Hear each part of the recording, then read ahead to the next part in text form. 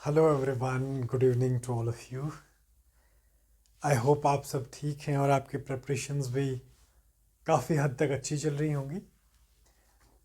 तो गाइस, ज़्यादा बातें ना करते हुए let me come directly to the topic of today.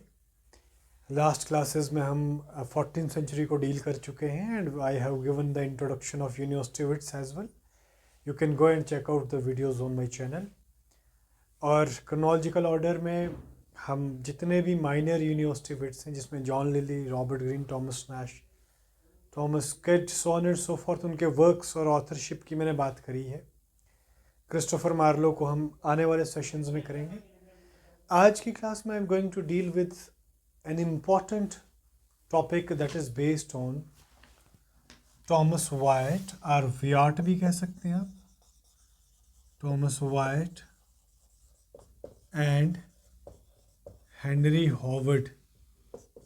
All right guys, ये एलिजाबेथन एज के पोएट्स भी थे और पॉलिटिशियंस भी थे। ऑल राइट, अब डियर स्टूडेंट्स, जो बिगनिंग से क्वेश्चन बना हुआ है मैं उस पर डायरेक्टली आऊँगा। बिगनिंग से जो क्वेश्चन बना हुआ है वो था कि हेनरी हॉवर्ड जो है, he is also called as Earl of Surrey. All right, so question क्या था कि who is called as Earl of Surrey. तो Henry Howard and Earl of Surrey is one and the same thing. And Thomas Wyatt जो हैं, ये इसके friend मान लें आप। दे बोथ वर फ्रेंड्स, जैसे कि आपके जोसेफ एडिसन और रिचर्ड स्टील हैं, जो पीरियोडिकल एसेस्ट हैं और टेटलर और स्पेक्टेटर के लिए रिस्पेक्टिवली जाने जाते हैं। ऑल राइट, सो कलेक्टिवली अगर देखा जाए तो हेनरी हॉवर्ड और थॉमस वाइट जो हैं, they are called as fathers of English sonnet. Very very important, they are called as fathers of English sonnet. Why they are called as fathers of English sonnet बाद में बात करूँगा. Let me give a brief introduction of sonnet. And sonnet is a kind or a subgenre of poetry.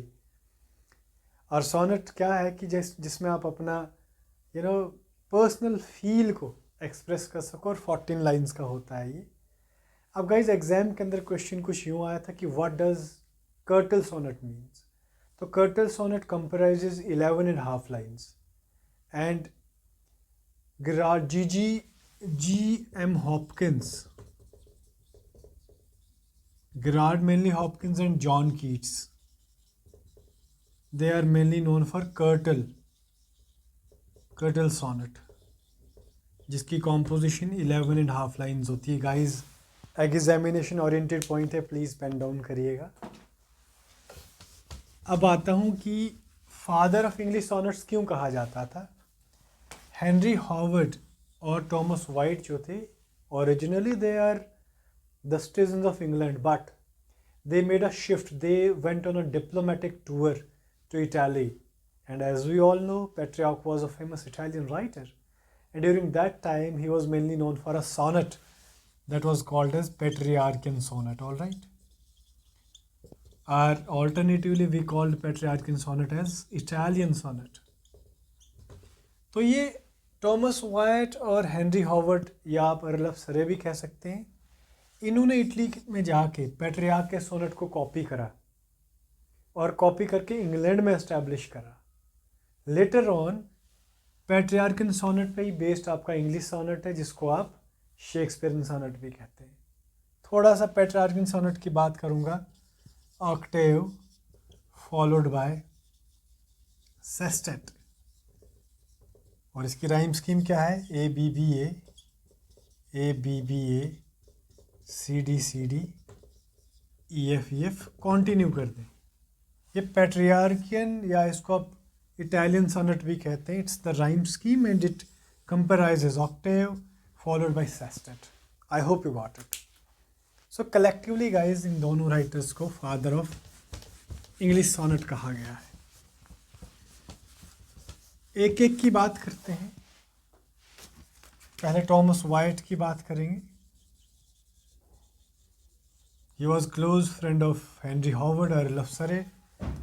1503 to 1542 इसका life span है। और guys आप यकीन मानिए किसी भी एग्ज़ाम में एक्सेप्ट मास्टर कार्डर एंड पीजीटी टीजीटी में लाइफ स्पेन पूछा जाता है, तो जेके पीएससी में भी लाइफ स्पेन नहीं पूछा जाएगा। कुछ एक्सेप्शन हो सकती, विलियम शेक्सपियर का पूछा जा सकता है, अपने क्रिस्टोफर मार्लो का पूछा जा सकता है, क्योंकि उधर सिमिलरिटी है, रिजेंबलेंस है, राइट। क्रिस्टोफर मार्लो और शेक्सपियर का जो बर्थ ईयर है वो सेम है, तो इस तरीके का पूछ सकता है, लेकिन चांसेस बहुत थिन और स्लिम है। थॉमस वाइट की बात करें guys, he contributed for Tottel's miscellany. और as you know guys, Tottel's miscellany जो है it was published in 1557 and it was the first published anthology. And total number of poems इसमें 71 थी, totals मिसलेनी की बात कर रहा हूँ। और थॉमस वाइट ने 96 पोम्स कंट्रीब्यूट करी थी इस एंथोलॉजी के लिए। तो ये डेटा इम्पॉर्टेंट रह जाता है। नेक्स्ट इम्पॉर्टेंट जो इंफॉर्मेशन है, he experimented different rhyme schemes like Ottawa Rima, है ना, टर्जा रिमा, उसके बाद रोंडे, स्पेलिंग क्या है RONDEAU, रोंडे। इसके अलावा ही ऑल्सो प्रैक्टाइज्ड एपिग्राम्स। एपिग्राम्स का मतलब होता है शॉर्ट पिची स्टेटमेंट्स, और रोंडे क्या है, एक फ्रेंच मीटर है। अब गाइज टर्जा रिमा और अटावा रिमा, टर्जा रिमा का मतलब क्या है गाइज कि टर्जा रिमा की पहचान क्या है। टर्जा रिमा में इंटरलॉकिंग टर्सेट्स होते हैं और ऑक्टाव रिमा में 8 अयाम्स होते हैं जो ऑलवेज एक अयाम्बिक पेंटामीटर में होते हैं, all right.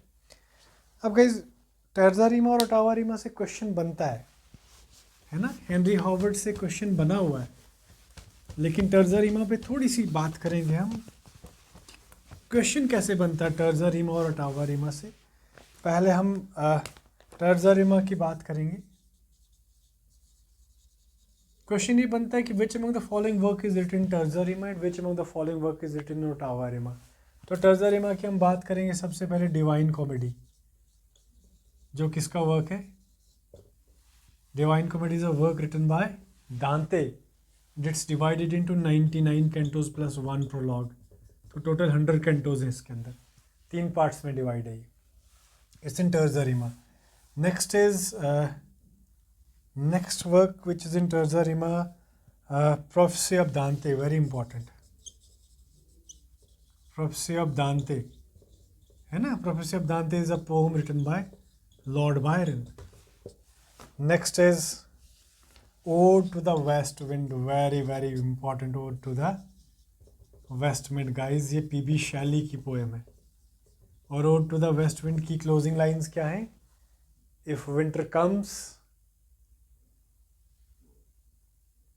can spring be far behind, if winter comes can spring be far behind, are closing lines of Ode to the West Wind by P B Shelley. ये 3 वर्क्स गाइज टर्जा रिमा में। Ottawa Rima की बात करें तो Ottawa rima के अंदर Beppo is a poem written by Lord Byron, it's a work written by Lord Byron, it's in ottava rima. And next example of ottava rima is let me check, it's Don Juan, very important Don Juan. And Don Juan जो है वो एक poem है, long poem, it's divided into cantos and if I am not wrong 16 cantos complete, 16.5 complete है और 17th unfinished है। तो Beppo Don Juan ottava rima में guys, terza rima divine comedy, the prophecy of Dante, ode to the west wind, और बहुत सारे और भी वर्क्स हैं, थोड़ा सा गूगल कर लेना। ओके, तो मैं थॉमस वाइट की बात कर रहा था। ओरिजिनली इसकी कंट्रीब्यूशन अर्ल ऑफ सरे के साथ क्या है कि they established the sonnet form in England, all right. And 96 poems जो हैं वो वाइट ने कंट्रीब्यूट करी हैं टोटल्स मिसलेनी के लिए, ऑल राइट। और थॉमस वाइट की जो पोम्स थी, हालांकि कोई ऑथेंटिक डेटा नहीं, but they were published in an anthology. The name of anthology is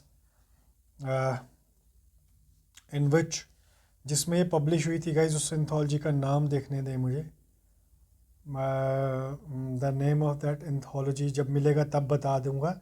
इसके अलावा टॉमस वाइट जो है, he is called as father of drab age, very very important. He is called as father of drab age, and drab age is a drab age is a sort of age which is less cheerful, unliterary, जिसमें ज़्यादा literature नहीं लिखा गया है, उसको drab as कहा गया है। तो Wyatt is called as father of drab age. और ये ड्रैब एज का जो टाइटल है, एजरा पाउंड ने भी कहा था, और एजरा पाउंड एक मेल राइटर हैं और ये एसोसिएटेड है इमेजिज्म के साथ, और लेविस ने भी कहा था। इन दोनों ने मिलके कहा था कि Wyatt is called as the father of drab age. All right, next important statement जो है guys, that is associated with Wyatt. Guys आप एक काम कर सकते हैं, आप एक ये स्टेटमेंट कमेंट्स में पक्का लिखना कि वाइट ने जो है वो किस एंथोलॉजी के लिए किस एंथोलॉजी में अपने पोम्स को पब्लिश करा था। ये आपके लिए काम है, आप प्लीज़ इसे देखना और कमेंट बॉक्स में ज़रूर बताना। नेक्स्ट इज़ हेनरी हॉवर्ड, और हेनरी हॉवर्ड से स्टार्टिंग में से क्वेश्चन मैंने जैसे आपसे पहले भी बात करी, he is alternatively called as Earl of Surrey. ये क्वेश्चन बना हुआ है गाइज, बहुत इंपॉर्टेंट क्वेश्चन है ये। हेनरी हॉवर्ड और Earl of Surrey one and the same thing है, और ये भी आपको पता है, he was a politician alongside poet. Okay, तो हेनरी हॉवर्ड जो है, हाँ, he was the first person, very very important, he was first person mean first writer to publish in blank verse, very very important. Nutshell में कहा जाए तो ही introduce the art of वर्सिफिकेशन।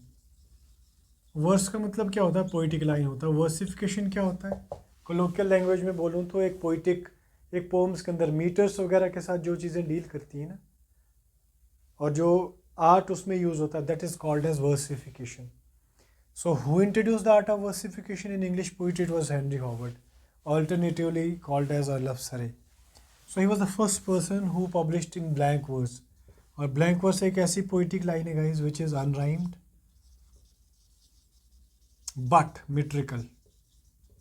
Question 100% बन सकता है, उसमें राइम नहीं है लेकिन metre is there and public, and इसका जो I mean the rhyme scheme है that is A B B C. Continue कर दें, राइट। आगे बात करते हैं हम हेनरी हॉवर्ड को लेके। जैसे मैंने आपसे बात करी कि Thomas Wyatt has contributed for Tottel's miscellany और 96 पोम्स को कंट्रीब्यूट किया था। लाइकवाइज 40 पोम्स जो थी, 40 पोम्स वर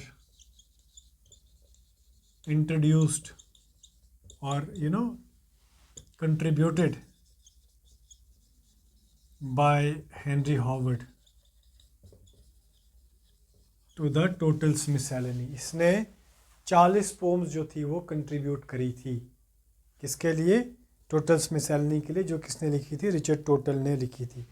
next important fact, Henry Howard जो है, Henry Howard translated Virgil's Aeneid. Guys JK SET के अंदर क्वेश्चन था कि होमर के इलियड को किसने ट्रांसलेट किया था? तो अलेक्जेंडर पोप का ऑप्शन था वहाँ पे, राइट। तो ट्रांसलेशन में से कभी कभी क्वेश्चन बन सकता है। तो Henry Howard has translated Virgil's Aeneid, all right.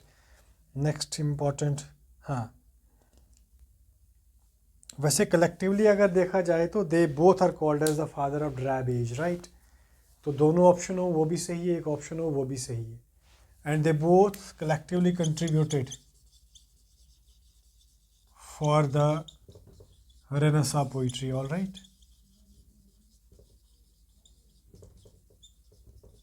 तो गाइज आने वाले क्लास के अंदर जो सिक्वेंशियल ऑर्डर में हम बातें डील कर रहे हैं, उसमें मोस्ट इम्पॉर्टेंट जो टॉपिक रहने वाला है that is the most important works of Christopher Marlowe, जिसमें doctor Faustus Tamburlaine, Jew of Malta, Edward second, Dido the queen of Carthage, hero and Leander, उसकी बात करेंगे। तो हेनरी हॉवर्ड और वाइट में से ये बातें आपको याद रखना बहुत ज़रूरी है कि सॉनेट के साथ वो कैसे एसोसिएटेड थे, इमिटेट किसको करा था, राइम स्कीम क्या थी, ड्राइबेज के फादर्स थे, कितनी पोम्स जो हैं टोटल्स में सैलनी को कंट्रीब्यूट करी हैं। तो गाइज़ आज की क्लास के लिए इतना ही है। छोटा सा टॉपिक है लेकिन इम्पॉर्टेंट है। कर्टल सोनेट, मेन सोनेट, ये बातें प्रैक्टाइज किसने किया इन चीज़ों को, ये कॉन्सेप्ट्स बहुत इंपॉर्टेंट है। आपसे विदा चाहते हैं। Thank you so much, take care, bye bye, see you soon in next session.